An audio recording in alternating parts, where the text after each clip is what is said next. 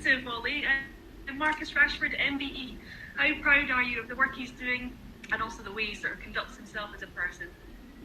Oh well, we are extremely proud once again to that Marcus gets these recognitions, and I'm sure his family and Marcus themselves, they must have enjoyed that.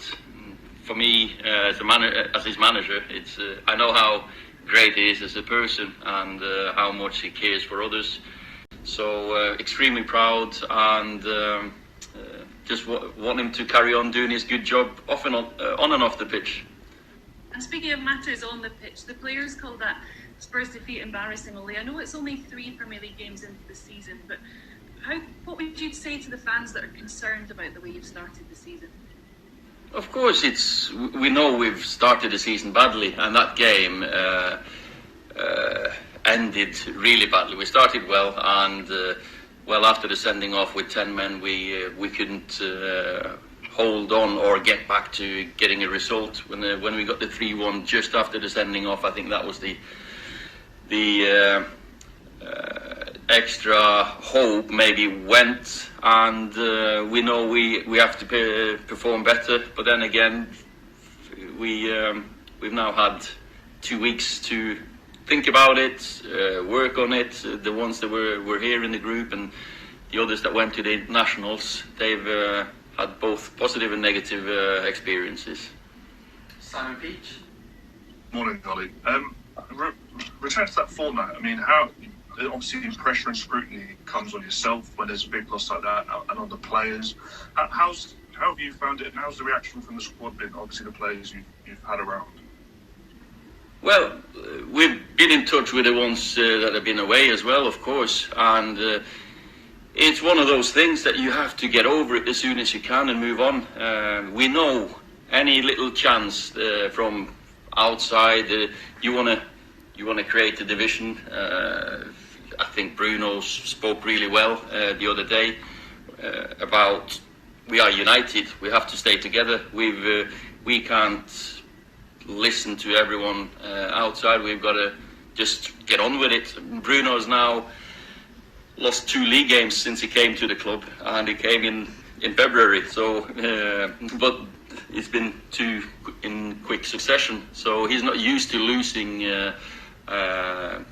league games for us. But now, Bruno here, welcome to Man United. This is what happens when you lose a couple, and they're going to try to create a division between us, but that's not going to happen, because this group is a group that wants to work hard together, stick together. James Cooper. Good morning, Ollie. Yeah, good morning. I think it's the first time we've managed to speak to you since the window. I just wonder your reflections on kind of incomings and when Manchester United fans might see the likes of Cavani, Telles and Pellistri perhaps. Well, we're looking forward to integrating them into the group, of course. Facundo, he's been in training with us now 2 days. Very exciting, young, enthusiastic player with some attributes that we don't have. Of course, he's one maybe more for the future, maybe not for just now, because he's still 18.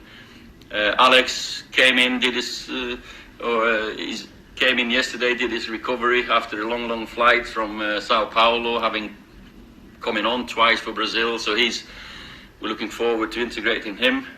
Edinson is still not been with the group because of his quarantine. So all 3 of them have got something different to what we have, and they'll definitely come in and help us. And I think the group as well, looking forward to having them join in.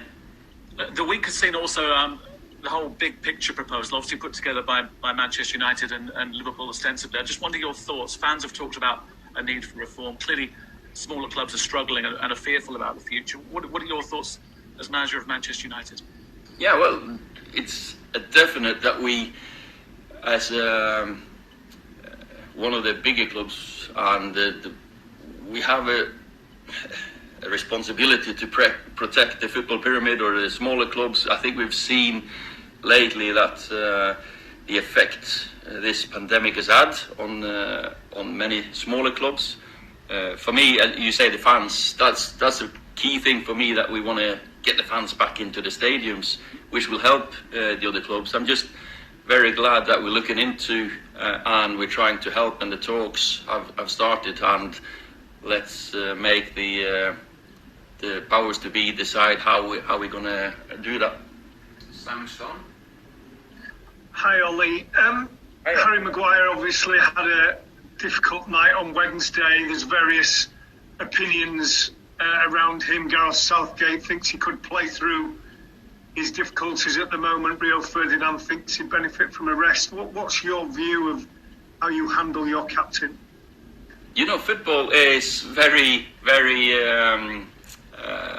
It's in the you're in the highlight all the time, and when Harry is part of the England team that beats number 1 rank Belgium, that's just a normal day. And then you get the headlines when you get the sending off. That's just football for you. There's so many ups and downs that we've got to deal with it individually and as a group. Harry, he's got great resilience. I know he'll bounce back. I know that he wants to play. He wants to just work his way out of the last couple of games that he's been criticised. He picked up a knock against just before he came off, so I'm just hopeful he'll be fit. We've had a look at him yesterday and give him a test again today. James, Talksport. Ollie, Paul Pogba said when on international duty, all footballers would love to play for Real Madrid. It's a dream for me.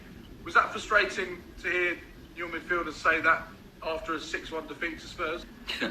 You know, Paul's our player. He's going to be here for another 2 years, and I'm sure Paul is focused on doing his best for us, and we want to see the best of Paul. So in the next couple of years, I'm sure we'll get the best out of him. Per Carlson. Yeah, hallo, Per Atle fra TV2 Sporten her. Hey. After the Spurs game, what kind of reaction do you demand and want to see from your players when you're facing Newcastle?